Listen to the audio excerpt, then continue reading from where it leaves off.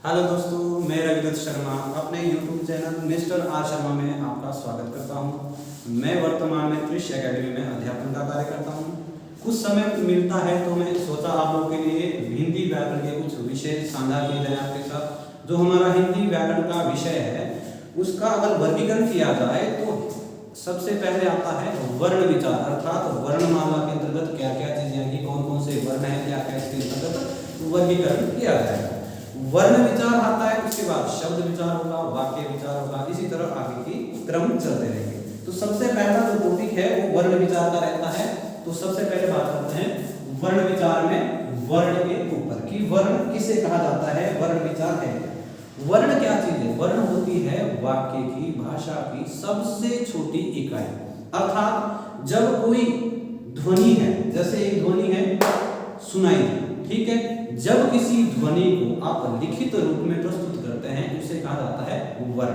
अर्थात भाषा की सबसे छोटी इकाई वर्ण होती है। आपके पास विकल्प में दोनों चीजें होगी, वर्ण भी होगा या फिर ध्वनि होगी। ठीक है, आपके पास क्या होगा कि भाषा की सबसे लघुतम सबसे छोटी इकाई क्या है?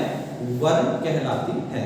अगर वर्ण ना होगा तो विकल्प में ध्वनि होगी। तो आपकी दोनों ही जो है वो उचित रहेगा, वर्ण भी और ध्वनि भी। अब इन वर्णों का एक समूह होता है, उसे हम क्या कहेंगे? वर्णमाला।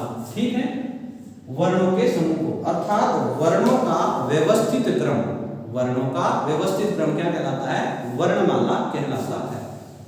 अब आता है कि जो वर्णमाला है, वर्णमाला में वर्णों का ही समूह है, तो वर्णों को विभाजित करने का प्रयास किया जाता है। अब है वर्णमाला में वर्ण कितने प्रकार के होते हैं? दो प्रकार के वर्ण देखने को मिलते हैं। ठीक है, कौन कौन से? एक आपके स्वर होता है और एक व्यंजन होता है। अगर आपसे प्रश्न पूछ लिया कि वर्ण कितने प्रकार के हैं, तो दो प्रकार के वर्ण होंगे। और यदि पूछ लिया कि वर्णमाला में वर्ण कितने प्रकार के हैं, तो भी दो प्रकार के वर्ण ही होंगे। प्रश्न आता है कि हिंदी वर्णमाला में कुल कितने वर्ण हैं? हिंदी वर्णमाला में कुल वर्ण कितने होते हैं? 52 ध्वनियां या 52 वर्ण होते हैं। यदि प्रश्न थोड़ा घुमाकर पूछा जाए कि हाँ जी बताइए लेखनी के आधार पर वर्ण कितने होते हैं या उच्चारण के आधार पर वर्ण कितने होते हैं, तो उत्तर अलग होगा। अगर पूछ लिया लेखनी के आधार पर वर्णों की संख्या, तो 52 ही रहेगी। लेकिन अगर उच्चारण के आधार पर वर्ण पूछे जाए तो केवल और केवल 44 होते हैं। ठीक है, अब है वर्णमाला का वर्गीकरण जिसमें आपके स्वर और व्यंजन होते हैं। अब सबसे पहली बात होती है स्वर की। स्वर है क्या चीज? इसे कहते हैं कितनी संख्या है। सबसे पहली चीज है स्वर। स्वरों की संख्या कितनी होती है? तो 11 इसकी संख्या होती है। अगर आपसे पूछ ले कि हिंदी में स्वरों की कुल संख्या कितनी है, तो केवल और केवल 11 होती है। हम क्या पढ़ते हैं कि आपको जब बचपन में हमने पढ़ा होता पहली दूसरी कक्षा में कि वर्णमाला में स्वर है आपके 13 होता है, जिसमें अंग और आहा भी गिने जाते हैं। जो कि निषेध है, स्वर उन्हें नहीं माना जाता, उन्हें ना व्यंजन माना जाता और ना उन्हें स्वर माना जाता। इसीलिए स्वरों की कुल संख्या कितनी होगी? केवल और केवल 11 इनकी संख्या होगी। और व्यंजन कितने होंगे? अगर आपसे प्रश्न सामान्य पूछ लिया, बताइए हिंदी वर्णमाला में व्यंजनों की संख्या कितनी है, तो केवल 33 होगी। या प्रश्न आ गया हिंदी वर्णमाला में मानक व्यंजन कितने हैं, तो भी 33 ही होगा। लेकिन अगर प्रश्न आ गया हिंदी वर्णमाला में कुल व्यंजन कितने हैं, तो कुल व्यंजन आपके 39 होंगे। ठीक है, अब कौन से होंगे? अब जब व्यंजन का वर्गीकरण होगा इस पर भी विचार करें। ठीक है, उसके बाद आता है हिंदी वर्णमाला में मात्राओं का भी योग रहता है कि मात्रा है क्या, अर्थात स्वरों का प्रतिनिधि रूप क्या कहलाती है? मात्रा कहलाती है। संख्या कितनी है? केवल और केवल 10। अब स्वरों की बात की जाए तो 11, मात्राओं की बात की जाए तो 10।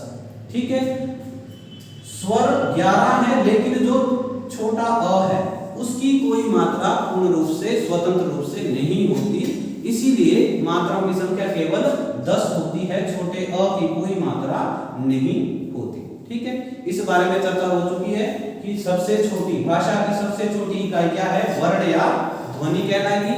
और यदि पूछ लिया कि भाषा की सबसे छोटी सार्थक इकाई क्या है, तब आएगा आपका उत्तर शब्द। अर्थात शब्द क्या चीज है? जो हमें अर्थ प्रदान करता है, वो क्या कहलाएगा? आपका शब्द कहलाएगा। और यदि केवल सामान्य प्रश्न पूछ लिया कि हिंदी की या भाषा की सबसे छोटी इकाई क्या है, वर्ण या ध्वनि।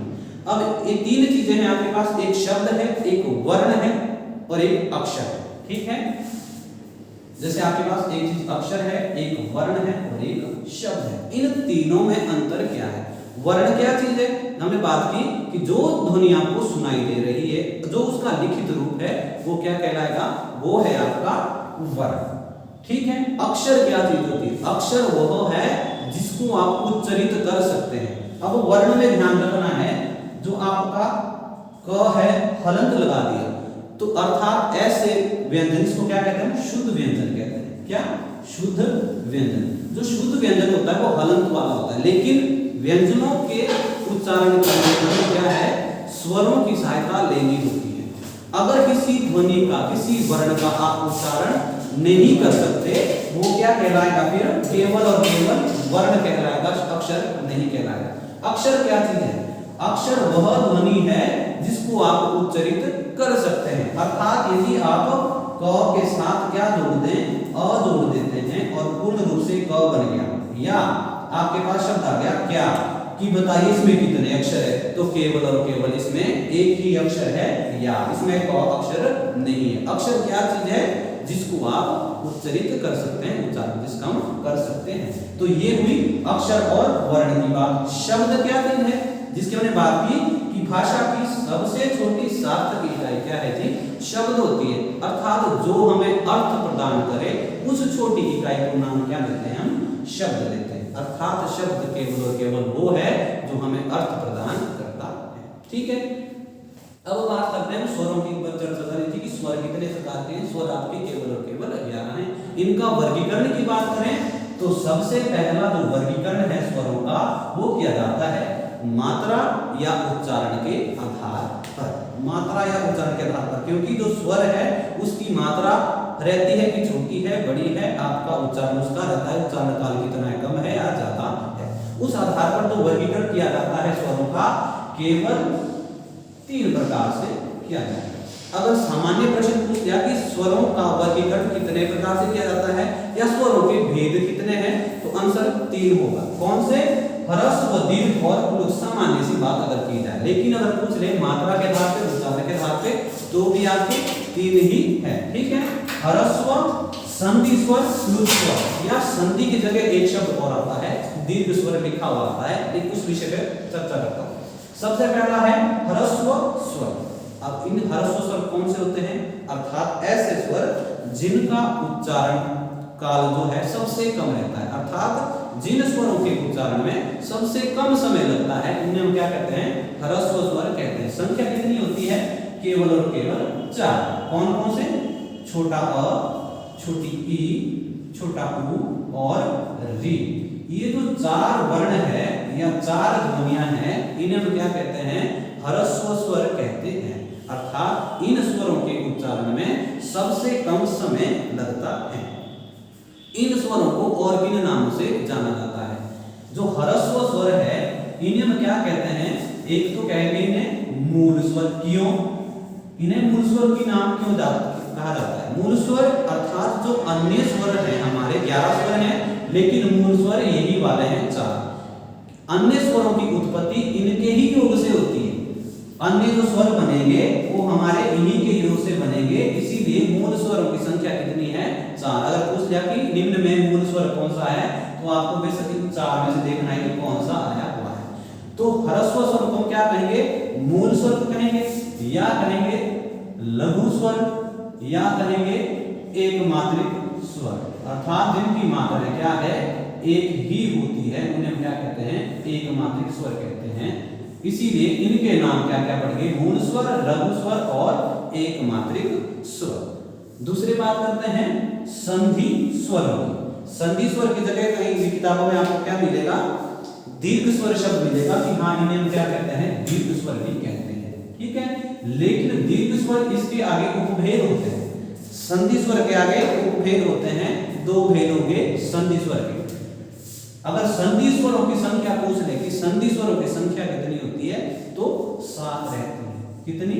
7। संधि स्वर कितने होते हैं? 7। और इसके भेद कितने होंगे आपके? 2 भेद होंगे मुख्य रूप से। कौन कौन से? एक होगा संधि स्वर में पहला दीर्घ स्वर, ठीक है, और दूसरा होगा आपका संयुक्त स्वर, दीर्घ स्वर और संयुक्त स्वर।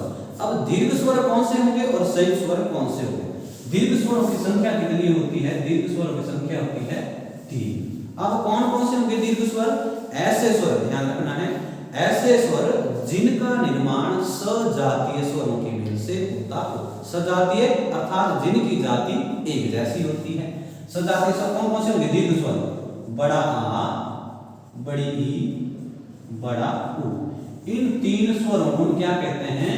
दीर्घ स्वर कहते हैं। सजातीय क्यों कहते हैं? क्योंकि इनका निर्माण एक जैसी जाति के स्वरों से होता है। जैसे अ की बात करें तो ये कैसे बना है?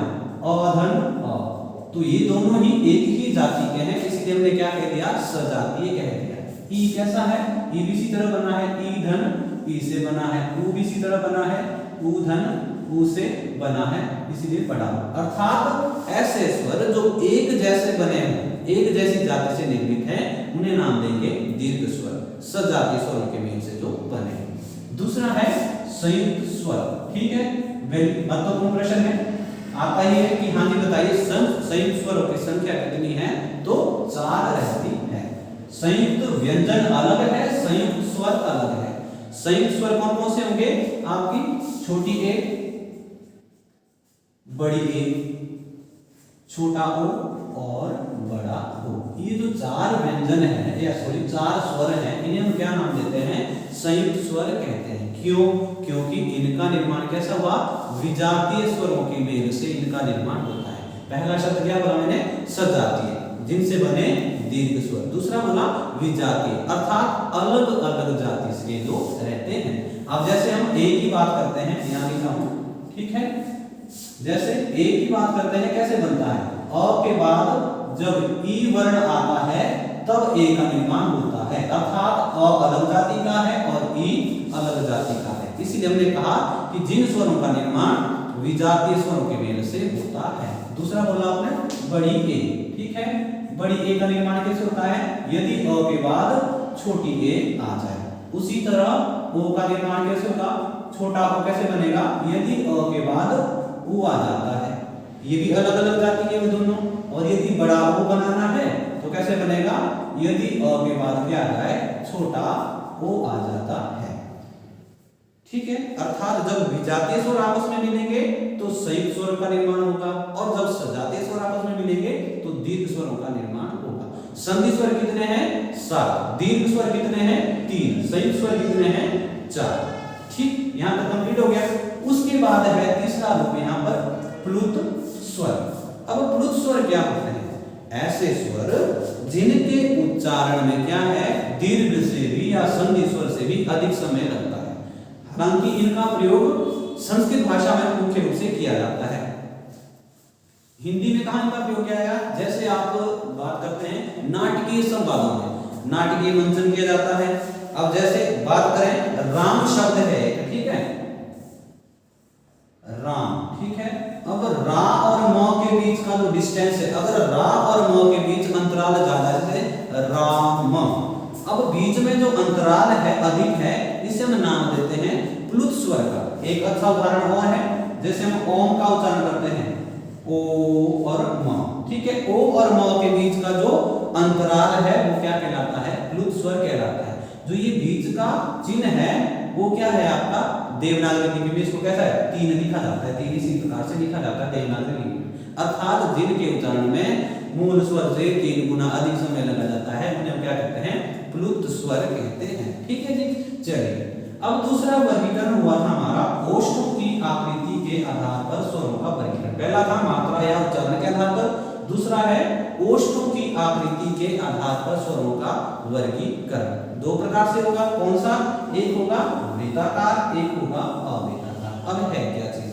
अब देखिए, जैसे किसी स्वर का उच्चारण कर रहे हैं, हमारे ओष्ठ आकृति बनाते हैं, ठीक है, विभिन्न प्रकार की।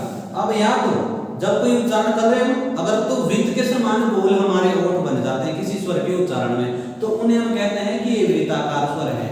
और ऐसे स्वर जिनके उच्चारण में वृत्त के समान हमारे ओठ ओष्ठ गोल नहीं होते, उन्हें हम नाम देते हैं अवृत्ताकार। तो वृत्ताकार देख लो सबसे पहले कि वृत्ताकार कौन से होते हैं। वृत्ताकार के अंतर्गत 4 स्वर आएंगे। कौन कौन एक है आपका छोटा ऊ, बड़ा ऊ, छोटा ओ और बड़ा ओ। ठीक है, ये जो चार वर्ण हैं ये कैसे कहलाते हैं? वृत्ताकार कहलाते हैं, अर्थात इनके उच्चारण में क्या है? ओष्ठ बोल हो जाते हैं, ऊ ऊ, छोटा ऊ, बड़ा ऊ। ठीक है, उसके बाद है अवृत्ताकार, जो शेष आपके 7 स्वर बच गए इसके अलावा, जैसे अ है, आ है, ई है, बड़ी ई है, छोटी ए है, बड़ी ए है, री है, ये सारे आपके किसमें आएंगे? अवृत्ताकार के अंतर्गत आएंगे। ठीक है, चलो ये रही बात हमारी वर्ण विचार में। थोड़ा सा आपका परिचय करवाया मैंने कि वर्ण विचार में है क्या चीज? वर्णमाला है, वर्ण है, वर्ण कितने प्रकार के होते हैं आपके? स्वर और व्यंजन, संख्या कितनी है? और स्वरों का हमने वर्गीकरण करना आरंभ किया। तो अभी केवल 2 ही वर्गीकरण आपके हो पाए हैं, अगली क्लास में हम इसको और आगे लेके जाएंगे। तो धन्यवाद। अगर किसी को इस विषय में कहीं भी संशय रहता है कि हाँ सर इसमें कोई दिक्कत है, तो आप कमेंट में मुझे प्लीज बताएं। जय हिंद, जय भारत।